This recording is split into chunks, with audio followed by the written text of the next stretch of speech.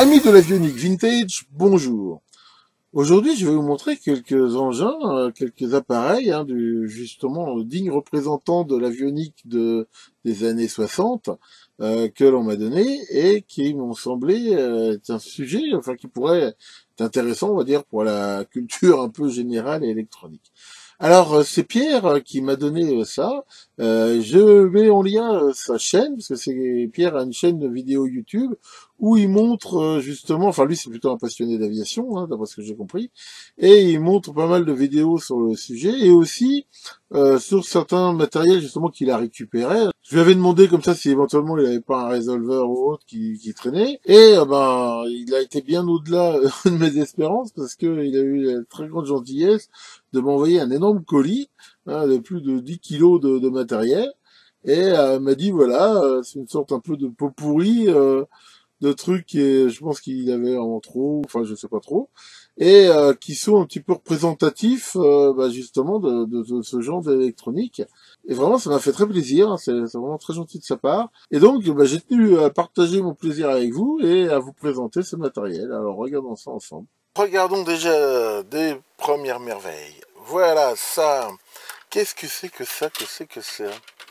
Eh ben Maurice, ça c'est ce qu'on appelle des wafers. C'est comme ça que sont fabriqués les circuits intégrés.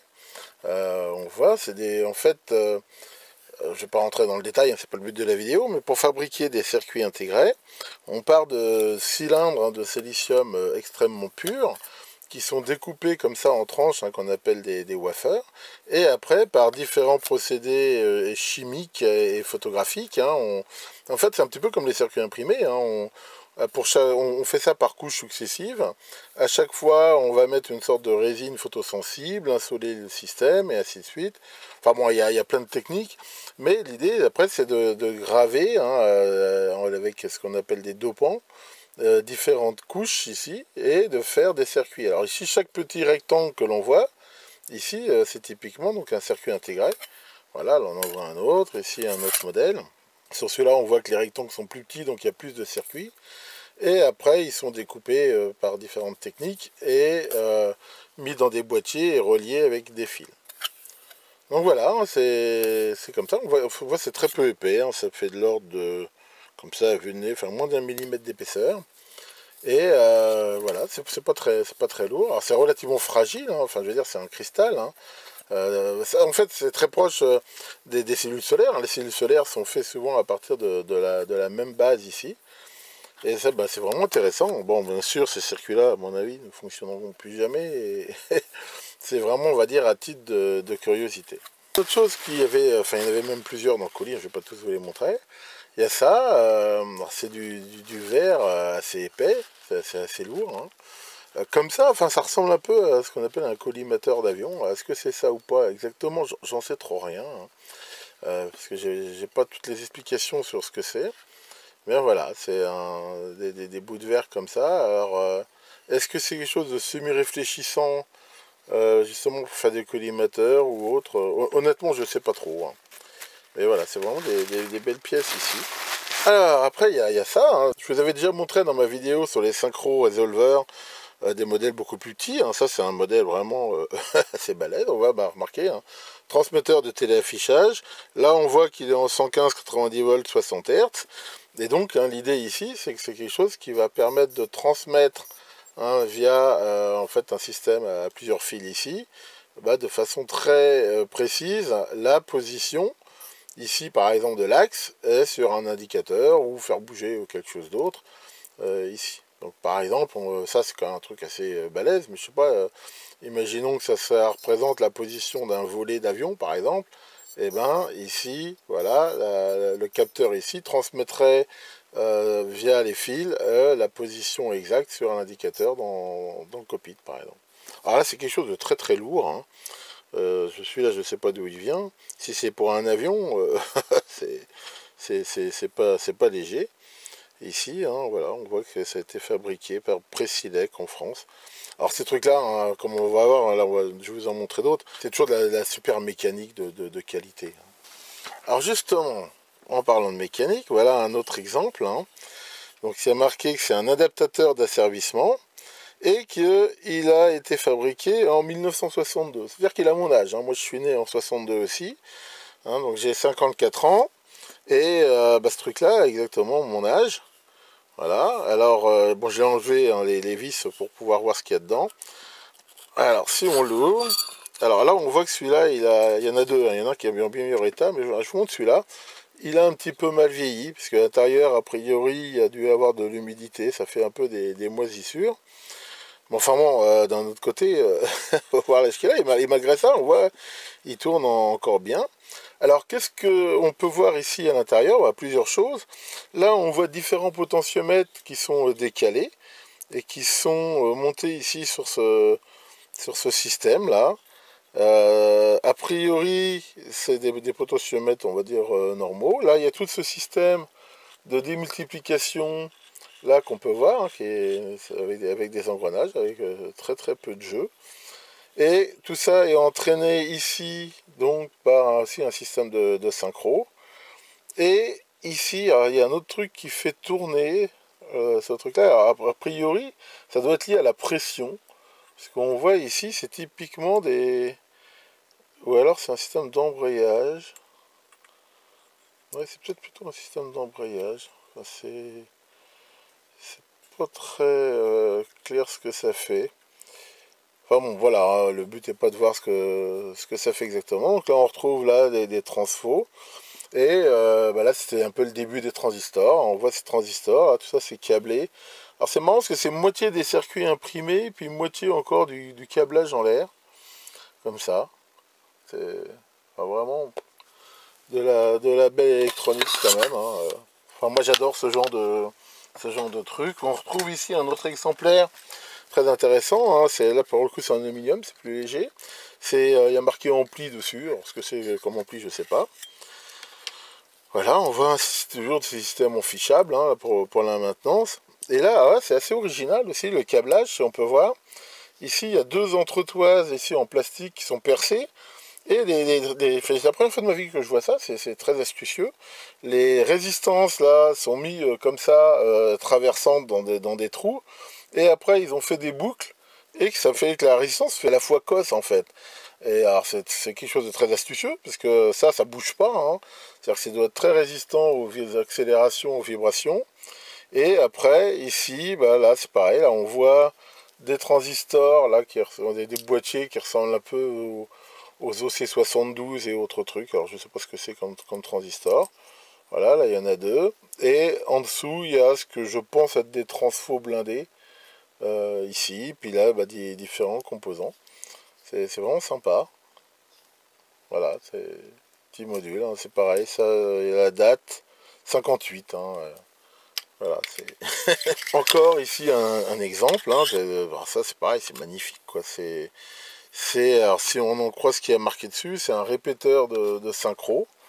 Donc on retrouve ici, il y a une électronique là, avec des transistors. C'est pareil, là c'est monté un peu aussi, ça rappelle un peu des circuits qu'on appelait fagots, hein, où il y avait comme ça deux circuits l'un en face de l'autre, et puis des résistances, des composants qui montaient comme ça ici. Voilà, hein, les fameux CTS, hein, ça c'est des très bons condensateurs, hein, les condensateurs comme ça, les tantales là. Et ici, c'est pareil, on retrouve des synchros, puis des résolveurs, hein, pareil, ici comme ça. Là, on voit le couplage entre les deux là qui est fait avec un point unique, hein, pour éviter les points durs. Et ici on retrouve ce système avec là ces trucs. Alors qu'est-ce que c'est, est-ce que c'est des potentiomètres ou est-ce que en fait c'est des bobines et que c'est aussi un truc genre synchro résolveur? Je sais pas, je l'ai pas ouvert. Enfin vraiment, voilà, c'est pareil, c'est quand même du très costaud, hein, c'est très robuste. On voit que c'est prévu là avec des sorties en perles de verre, hein, pour quand même limiter et tenir l'humidité et tout. C'est vraiment du très très beau matériel. Là encore un, hein, on retrouve ça, là c'est pareil. Alors là il y a un truc intéressant, c'est que voilà, on voit potentiomètre inductif. Alors, le potentiomètre inductif, c'est une sorte de potentiomètre un peu spécial sur lequel il y a aucun contact. Tout se fait en fait par champ magnétique, et ça permet de faire des trucs qui sont très très robustes. Ça résiste beaucoup aux vibrations, aux variations de température et aux trucs comme ça. Là, c'est pareil, on retrouve encore ces couplages métalliques, mécaniques là entre les deux. Je sais pas si on voit bien. Voilà, à un seul point en biais comme ça. Hein, c'est bien foutu. Enfin, c'est toujours pareil. Hein, puis vraiment, toujours. Alors, ils appellent ça un calculateur. Alors, ce que c'est calcul, j'en sais trop rien. Enfin voilà, c'est vraiment quelque chose. Je suppose qu'il y a des engrenages ici à l'intérieur. Vraiment aussi de la belle mécanique. À la base, hein, ce que je voulais, j'avais acheté comme ça sur eBay un truc de ce style-là. Hein. Alors celui-là, bon, il est un petit peu sale, mais c'est un radiocompas parce que je voulais justement en faire une girouette et je voulais utiliser, driver ici le système avec de l'électronique éventuellement pour essayer de faire un truc un peu original, hein, pour voir la direction du vent. Maintenant, dans la mesure où c'est un synchro resolver, ça se trouve, il suffit de mettre justement, de récupérer un capteur et de le mettre sur une girouette et de refaire juste l'alternative pour le faire. Alors là, ce truc-là, par contre, ça se démonte pas. Hein, enfin, on voit il y a des vis, mais c'est comme c'était pas mal le cas pour des instruments d'avion. Voilà, on voit ici qu'il y a un truc qui est pincé, parce que il faisait le vide à l'intérieur, de telle façon où il mettait un gaz, hein, je sais pas trop. Je pense que si ça se trouve c'est le vide. Bah, l'idée c'est de bien sûr éviter toute condensation ici à l'intérieur du système. Hein. Voilà, donc ça c'est pareil. Je vais regarder si j'arrive à le faire marcher. Et voilà, on voit la fiche, hein, d'origine là.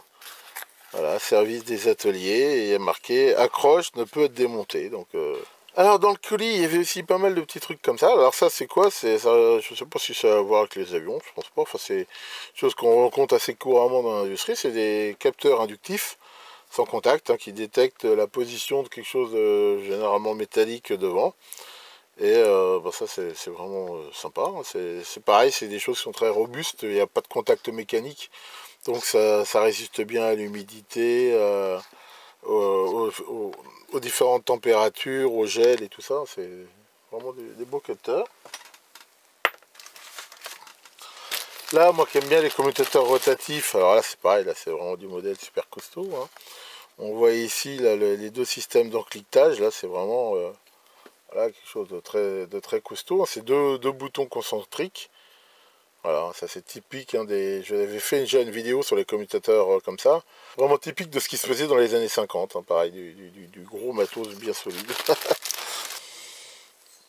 Alors ici on a un autre truc intéressant, là c'est un barométrique altitude transduceur, donc voilà, c'est quelque chose qui, en gros c'est un potentiomètre qui est commandé par l'altitude, voilà, et ça sort, voilà, 3 fils. C'est vraiment un truc finalement hyper simple. Hein. Bon, je ne l'ai pas ouvert, mais dedans il y a sans doute une chambre à vide, hein, avec comme dans un baromètre quelque part, hein, quelque chose qui fait marcher le potentiomètre en fonction des différences de pression. Voilà, 5 kg. On doit pouvoir s'en servir aussi de baromètre, hein, normalement, parce qu'il n'y a pas de raison. Après, est-ce que ce sera assez sensible? Parce que là, ils disent que ça peut marcher. En fait, c'est quand même moins 500 à 2000 mètres. Donc, c'est quand même dans un range qui est relativement réduit. Hein. Alors, il y avait aussi ça. Et ça, je ne sais pas exactement ce que c'est. C'est des petits capteurs, là, qu'on voit. Euh, Comme ça, je serais tenté de dire que c'est des capteurs. C'est vraiment bizarre. C'est peut-être de l'humidité. Je sais pas exactement. Voilà, alors là, pour le coup, ça se trouve c'était aussi sur un avion, parce que c'est de l'alu, hein, c'est assez léger.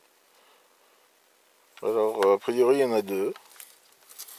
Alors, c'est peut-être aussi des capteurs de température et qui mesurent la différence entre deux endroits ou des choses comme ça. Enfin, honnêtement, aucune idée de ce que c'est.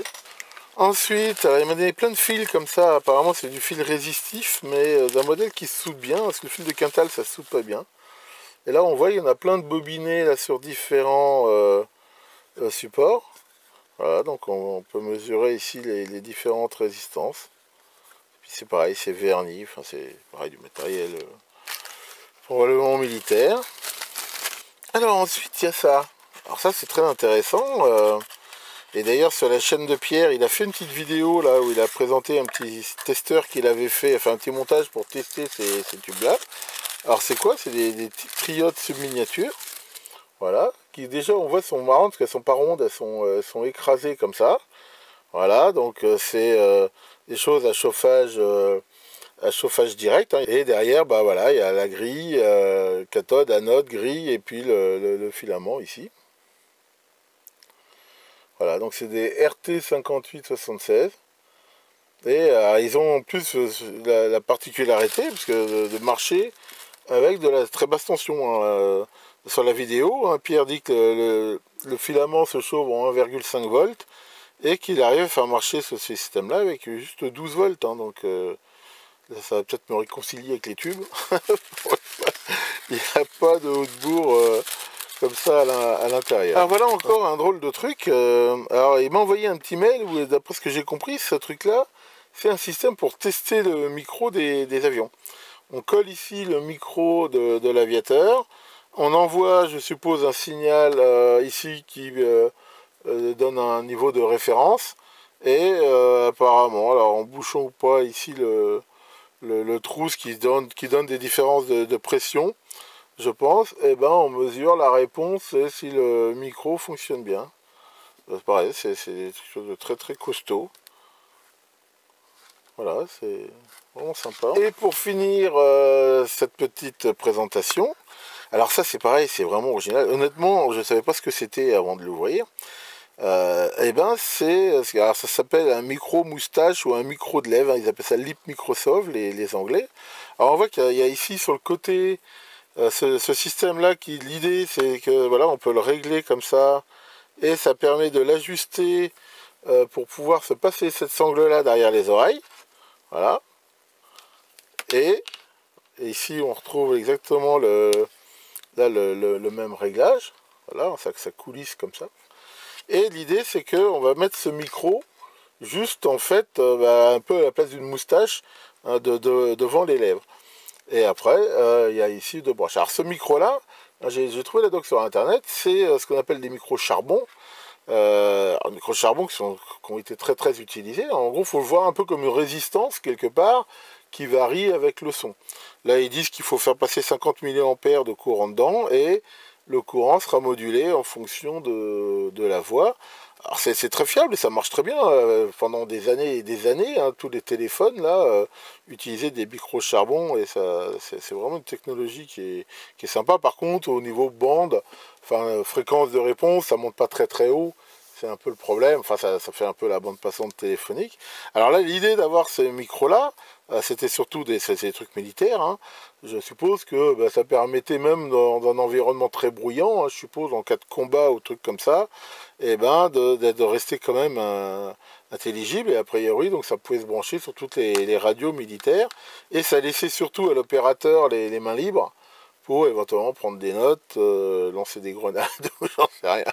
Enfin, faire ça. Vraiment, c'est super sympa, du très très beau matériel. Voilà, pour vous faire une petite démonstration, là, j'ai mis le micro, hein, donc voilà, on voit, hein, comme vous pouvez le voir, ça vient prendre comme ça, avec les bandes en caoutchouc derrière les oreilles, et on a vraiment le micro, vraiment, enfin, sur les lèvres, hein, ici. Alors c'est vrai que ça donne un look, faut reconnaître, ça fait un petit peu Hannibal Lecter dans Le Silence des agneaux, là, ça fait un peu peur, mais il faut reconnaître que ça laisse les mains libres et ça tient bien. Je pense que c'est vraiment très très efficace.